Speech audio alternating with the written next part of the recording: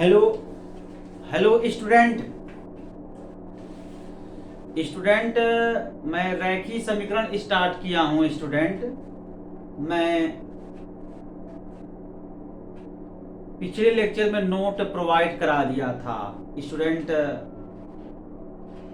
मैं नोट में ये समझाया था कि रैखिक समीकरण का डेफिनेशन, फिर रैखिक समीकरण को कैसे हम हल करेंगे। तो स्टूडेंट्स, रैखिक समीकरण का डेफिनेशन क्या है? एक ऐसा समीकरण जिसके दोनों पक्षों में बीजगणितीय पद हो, अर्थात चर हो, या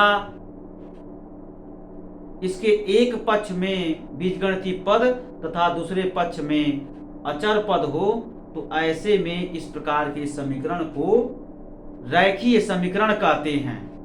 तो स्टूडेंट्स, जनरली रैखिक समीकरण का हम डेफिनेशन इस टाइप से भी हम दे सकते हैं, एक ऐसा समीकरण जिसमें बीजगणितीय पद की घात 1 हो, तो ऐसे में उस समीकरण को रैखिक समीकरण कहते हैं।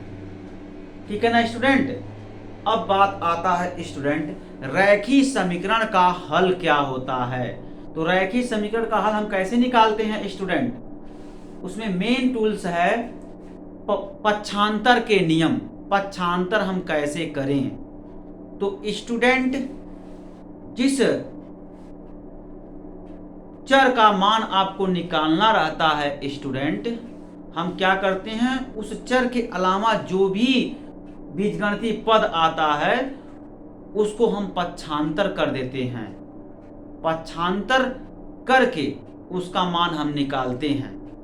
तो जैसे स्टूडेंट, हम एक प्रॉब्लम के जरिए समझाते हैं। एक प्रॉब्लम मैं यहाँ कंसीडर करता हूँ, जो मैं पक्षांतर के नियम नोट में दिया था उसको, उस नियम को मैं समझाता हूँ प्रॉब्लम के थ्रू। जैसे स्टूडेंट, मैं यहाँ पर एक रैखिक समीकरण कंसीडर करता हूँ। वो रैखिक समीकरण है 2x + 3 = x - 5। ये है स्टूडेंट। ये देखो, एक रैखिक समीकरण है। इसमें आपको इस रैखिक समीकरण को हल करना है। तो सबसे इंपॉर्टेंट तरीका ये है स्टूडेंट, इसको हल करने के लिए हम चर को एक तरफ लिख कर लें और बिना चर वाले को दूसरे तरफ कर लें। ठीक है? तो अब इसमें देखो चर क्या है।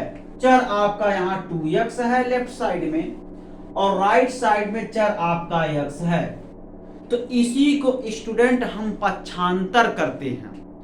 तो यहां पर देखो, राइट साइड में x है ना, x, इसको हम पक्षांतर करेंगे। तो अब इसमें देखो चिन्ह क्या है।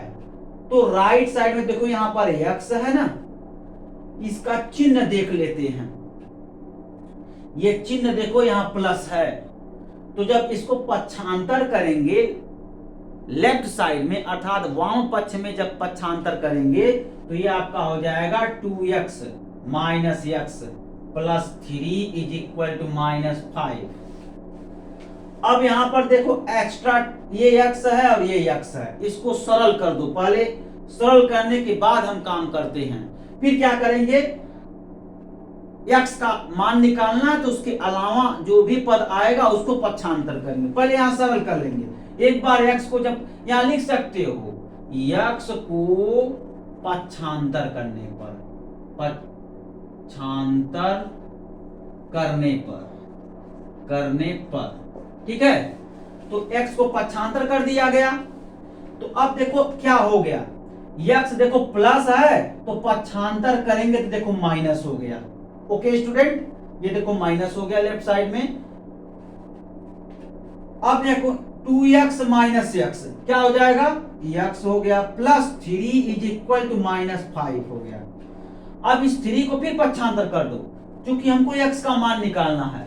तो ही मैं बता रहा था, लिखवाया भी हूं नोट में, जिस पद का मान निकालना रहता है उसके अलावा जो भी पद आए, देखो x का मान निकालना है, इसके अलावा देखो 3 प्लस है, तो देख लो ना कि x का मान निकालना है, x के अलावा पद क्या है, 3 है, और 3 देखो x में क्या कर रहा है, ऐड हो रहा है। अब फिर इसको पक्षांतर करेंगे, तो आगे क्या करेंगे, 3 को पक्षांतर करने पर तो देखो 3 प्लस है, जब दक्षिण पक्ष में पक्षांतर करेंगे 3 को तो माइनस हो जाएगा, x इक्वल टू -5 - 3, सरल कर लो, -8 आ गया। देखो निकल गया। ऐसे रेखीय समीकरण का हल है। तो देखो स्टूडेंट, मैं पक्षांतर के नियम में मैं बताया था कि जिस पद को पक्षांतर करना होता है उसको देख लेते हैं कि वो पद अगले पद में क्या हो रहा है, प्लस हो रहा है या माइनस हो रहा है। तो उसी के साथ स्टूडेंट हम क्या करते हैं, अगर प्लस हो रहा है तो पक्षांतर करेंगे माइनस हो जाएगा, अगर माइनस हो रहा है तो पक्षांतर करेंगे तो प्लस हो जाएगा, अगर मल्टीप्लिकेशन का साइन अगर गुणा कर रहा है तो पक्षांतर करेंगे भाग हो जाएगा, अगर भाग हो रहा है तो पक्षांतर करेंगे गुणा हो जाएगा। तो इस टाइप से पक्षांतर का नियम मैं लिखवाया भी था नोट में, और प्रॉब्लम के जरिए भी आप समझ सकते हैं। जैसे देखो स्टूडेंट, इस प्रॉब्लम को मैं ऐसे सॉल्व किया। अब जैसे देखो मैं कहा हूं ना, x को पक्षांतर, जरूरी नहीं है कि आप x को ही पक्षांतर करो, 2x को भी पक्षांतर कर सकते हैं। तो जैसे देखो स्टूडेंट, ऐसे भी हम सॉल्व कर सकते हैं, आंसर सेम आएगा। यहां से देखो 2x + 3 = x - 5, यहां हम लिख सकते हैं 2x को पक्षांतर करने पर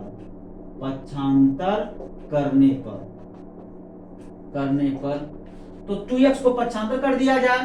तो जब 2x को पक्षांतर करेंगे तो 2x का चिन्ह देख लो पहले, तो 2x क्या है, इसमें देखो ऐड हो रहा है, प्लस है, देखो 2x + 3, यानी इसका मतलब यह है ये 2x प्लस है। यहाँ भी देख सकते हो चिन्ह, ये प्लस है, ठीक है ना। तो 2x प्लस है, जब इसको पक्षांतर करेंगे तो 3 = x - 5 - 2x। ओके स्टूडेंट, अब देखो ये हो गया 3 = -5 + x - 2x। अब इसको सरल करो, 3 = -5 - x हो गया। इसमें से घटाएंगे तो बड़ा है 2 देखो ऋण चिन्ह है तो यहाँ ऋण आ गया। अब फिर x का वैल्यू निकालना है स्टूडेंट, तो -5 को पक्षांतर कर दो, तो ये आपका हो जाएगा। देखो अब अगले चरण में इसको थोड़ा मैं ऐसे लिख सकता हूं, -5 - x = 3, जो दक्षिण पक्ष में बीजगणितीय पद है उसको हम वाम पक्ष में लिख सकता हूं, और जो वाम पक्ष में अचर पद है उसको मैं दक्षिण पक्ष में लिख सकता हूं, क्योंकि दोनों एक दूसरे के बराबर हैं तो हम लिख सकते हैं। अब देखो मुझे x का वैल्यू निकालना है, तो x के अलावा टर्म -5 है, तो ये 5 क्या है, माइनस है, जब पक्षांतर करोगे तो क्या हो जाएगा, प्लस हो जाएगा, अर्थात -x = 3 + 5, -x = 8 और x = -8 हो गया। देखो ऐसे भी हम कर सकते हैं, इसमें दोनों पक्ष में -1 से गुणा कर दो, तो देखो ये प्लस हो जाएगा और ये माइनस हो जाएगा, x = -8 हो जाएगा। तो ऐसे भी काम हम कर सकते हैं। यहां पर हम क्या किए हैं, 5 को पक्षांतर किए हैं, पक्षांतर करने पर, ठीक है ना स्टूडेंट, ऐसे भी हम काम कर सकते हैं। तो ओवरऑल स्टूडेंट, जब हम रेखीय समीकरण को हल करेंगे तो पक्षांतर के नियम हमको थोड़ा सा ध्यान में रखना पड़ेगा। जैसे आपको एक रेखीय समीकरण दे दिया जाए और आपसे कहा जाए कि इसको हल कीजिए, हल करने का मतलब होता है स्टूडेंट x का मान निकाल दीजिए। तो सबसे पहले हम क्या करते हैं कि दोनों पक्ष को देखते हैं, दोनों पक्ष में x का पद अगर होता है तो हम क्या करते हैं कि x वाले पद को एक पक्ष में कर लेते हैं। वो एक पक्ष में कब आएगा, पक्षांतर के थ्रू आएगा। तो देख लो, अगर x का मान निकालना है तो रेखीय समीकरण में अगर दोनों पक्ष में x आ रहा है तो आप क्या करो, या तो x को वाम पक्ष में लिखो या तो x को दक्षिण पक्ष में लिखो। तो अगर हम x को वाम पक्ष में लिखना चाहते हैं तो दक्षिण पक्ष वाले x को वाम पक्ष में लाएंगे। कैसे लाएंगे? पक्षांतर के थ्रू लाएंगे। तो आप यहां ये देखेंगे कि जो x का चिन्ह दक्षिण पक्ष में x है उसका चिन्ह क्या है। अगर वो प्लस है तो पक्षांतर करेंगे तो क्या हो जाएगा? माइनस हो जाएगा जब उसको वाम पक्ष में लाएंगे। तो अगर x ऋण है तो पक्षांतर करेंगे तो प्लस होगा। अगर x मल्टीप्लाई का चिन्ह रख रहा है तो पक्षांतर करेंगे डिवाइड होगा। अगर x डिवीजन का चिन्ह रख रहा है तो पक्षांतर करेंगे तो मल्टीप्लाई हो जाएगा। तो ये रूल है पक्षांतर का। तो जितने भी x वाले पद हैं स्टूडेंट, उसको हम वाम पक्ष में कर लेते हैं। ठीक है ना स्टूडेंट? उसको क्या कर लेते हैं? वाम पक्ष में कर लेंगे। जब स्टूडेंट इसको हम वाम पक्ष में कर लेंगे तो हम x को सरल कर लेंगे। ठीक है, x को सरल कर लेंगे तो एक पद आ जाएगा, चर में एक पद आ जाएगा जब सरल कर लेंगे तो। अब चूंकि दक्षिण पक्ष में जितने भी x के पद हैं उसको हम क्या कर लिए हैं? उसको हम वाम पक्ष में कर लिए हैं। तो दक्षिण पक्ष में अचर पद होगा ना स्टूडेंट? होगा। और जितने भी x के पद हैं वाम पक्ष में उसको हम सरल कर लिए हैं तो सिंगल पद आ गया x का। x के अलावा जो पद होगा वो अचर होगा। उस अचर पद को पक्षांतर कर देंगे। ठीक है, तो जब अचर पक्ष को पक्षांतर करेंगे स्टूडेंट तो देख लेंगे अचर पद x के साथ अर्थात चर के साथ क्या कर रहा है। अगर वो प्लस में है तो पक्षांतर करेंगे माइनस हो जाएगा दक्षिण पक्ष में जाकर। अगर वो माइनस में है तो पक्षांतर करेंगे प्लस हो जाएगा। अगर अचर पद चर x के साथ मल्टीप्लाई के रूप में है अर्थात गुणक के रूप में है तो पक्षांतर करेंगे डिवाइड हो जाएगा, मतलब भाग पड़ जाएगा दक्षिण पक्ष में। अगर वो भाग के रूप में है तो पक्षांतर करेंगे वो गुणा हो जाएगा दक्षिण पक्ष में। तो ये पक्षांतर का नियम है स्टूडेंट, मैं स्पष्ट लिखवाया भी हूं नोट में और प्रॉब्लम के थ्रू भी आप समझेंगे। ठीक है ना स्टूडेंट? जैसे जैसे मैं प्रॉब्लम करवाऊंगा वो आपको प्रैक्टिस हो जाएगा कि कौन से पद को किधर पक्षांतर करना है। ठीक है, ये बात है। तो स्टूडेंट कुछ और रूल है जैसे आप लोगों को याद करना पड़ेगा। जैसे वो नियम यही है कि plus into plus is equal to plus होता है। तो plus into minus is equal to minus, minus into plus is equal to minus, minus into minus is equal to plus. ठीक है ना स्टूडेंट? ये आपके जो है 4 रूल है। ऐसे डिवीजन में भी होते हैं। Plus divided by plus is equal to plus हो गया, plus divided by minus is equal to minus हो गया, minus divided by plus is equal to minus हो गया। ठीक है ना student? Minus divided by minus is equal to plus हो गया। तो ये आपके जो है स्टूडेंट ये जो है टोटल ये साइन के कुछ जो है इंपॉर्टेंट रूल है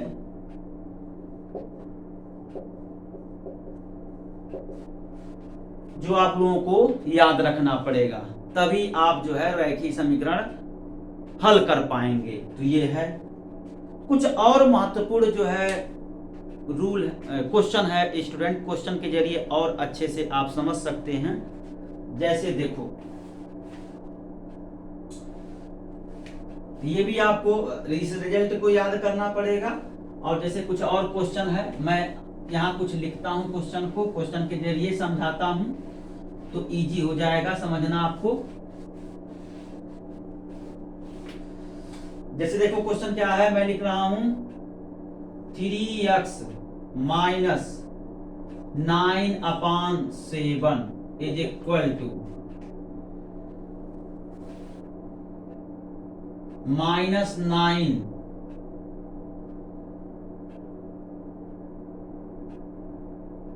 बाई 7 और प्लस 15।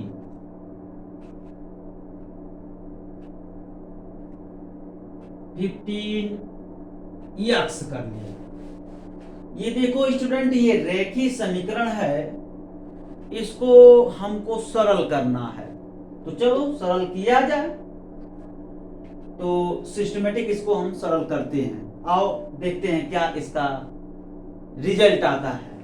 तो सबसे पहले स्टूडेंट इसको मैं स्प्लिट कर लूं। आप जानते हैं स्टूडेंट, जैसे 2/3 प्लस 3/6, तो इसको आपको सिंप्लीफाई करना है। तो अगर स्टूडेंट इसको मैं यहाँ 6 से लिखूं तो ये हो गया 4 प्लस और ये 3।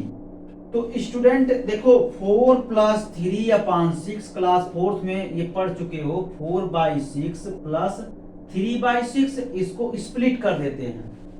ये कहने का मतलब है स्टूडेंट 6 का भाग 4 में देंगे। देखो 4/6 हो गया, और प्लस 3/6, 6 का भाग 3 में देंगे। देखो ना 3/6 हो गया, ठीक है ना। तो ये आपका है। अब इसको जब सरल करोगे स्टूडेंट ना, तो 2/3 और प्लस 3/6, देखो आपके सामने ये रिजल्ट आ गया। तो ऐसे इसको आप स्प्लिट कर लो 2 पार्ट में। तो अभी आपको समझ में आने लगेगा कैसे हम उसको काम करते हैं। देखो 3x/7 minus 9/7 is equal to -9/7 plus 15x हो गया। अब याद है कैंसिल आउट हो गया ना स्टूडेंट, ये कैंसिल आउट हो गया। देखो ना क्यों कैंसिल आउट हो गया, क्योंकि यहां पर देखो इक्वल साइन है। देखो ये माइनस है और ये माइनस है, इक्वल साइन सेम टर्म। इसको हिंदी में क्या कहेंगे स्टूडेंट, समान चिन्ह समान पद है।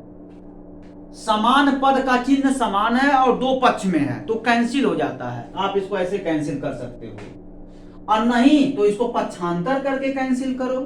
दोनों तरीका सही है। इसको पक्षांतर कर लो तो -9/7 प्लस 9/7 हो जाएगा, this will be cancel out हो जाएगा। तो आपके ऊपर डिपेंड करता है। अब प्रैक्टिस आपका अच्छा है, देख लो 9/7 और 9/7, 9/7 9/7, तो समान पद है। तो समान पद है, उसका चिन्ह देखो माइनस और इसका चिन्ह देखो माइनस। तो समान पद समान चिन्ह 2 पक्ष में हो, यानी वाम पक्ष में हो और दक्षिण पक्ष में हो, तो कैंसिल हो जाता है। या तो आप उसको पक्षांतर करके काटो या यही काट दो, ठीक है। तो बचा क्या, 3x/7 is equal to 15x है, ठीक है। तो स्टूडेंट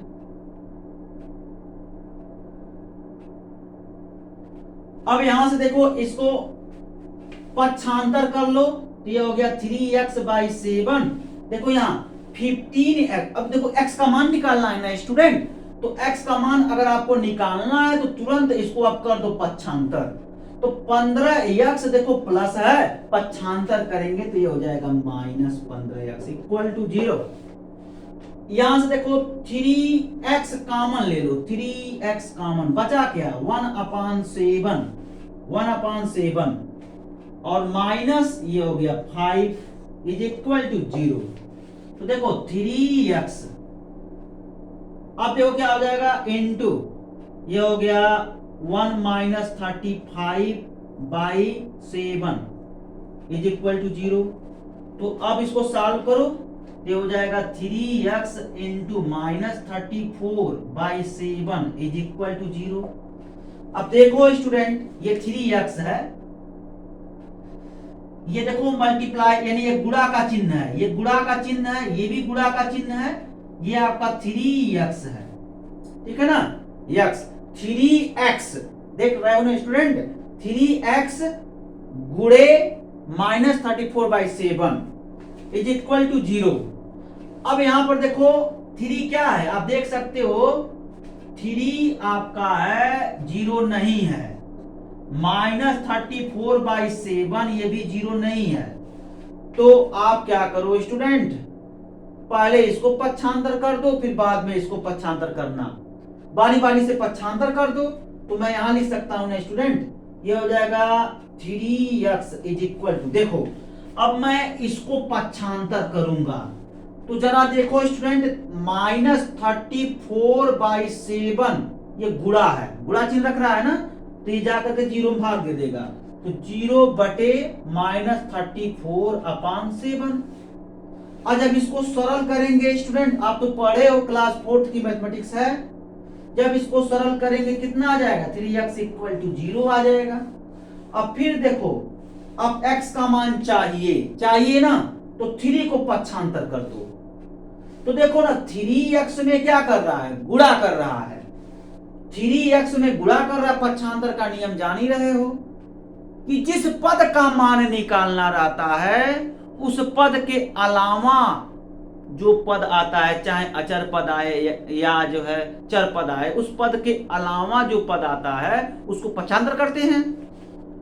तो यहां पर देखो स्टूडेंट, x का मान निकालना है, तो x के अलावा पद 3 है, इसी 3 को क्या करेंगे, पक्षांतर कर देंगे, तो यह 3x में गुणा कर रहा है, जब पक्षांतर करेंगे दक्षिण पक्ष में तो 3 दक्षिण पक्ष में भाग दे देगा, तो दक्षिण पक्ष में है क्या, 0, तो जब पक्षांतर करेंगे 0/3 और ये आपका हो जाएगा 0, तो यहां आंसर कितना आया स्टूडेंट, 0 आया। ओके स्टूडेंट, अब आंसर की जांच भी कर सकते हो, x = 0 यहां रखो और यहां रखो, सरल कर लो, दोनों पक्ष बराबर आ जाएगा। यहां देखो रख सकते हो, दोनों पक्ष बराबर आ जाएगा, -9/7 दोनों पक्ष में आ जाएगा। तो ऐसे हम उत्तर की जांच करते हैं स्टूडेंट, ठीक है ना। तो स्टूडेंट अगले लेक्चर में कुछ और अच्छे प्रॉब्लम लेकर आएंगे स्टूडेंट, और उसका वीडियो हम आपको देंगे। वीडियो से पहले मैं उसका नोट दूंगा, उसके बाद वीडियो दूंगा। Okay student, thank you.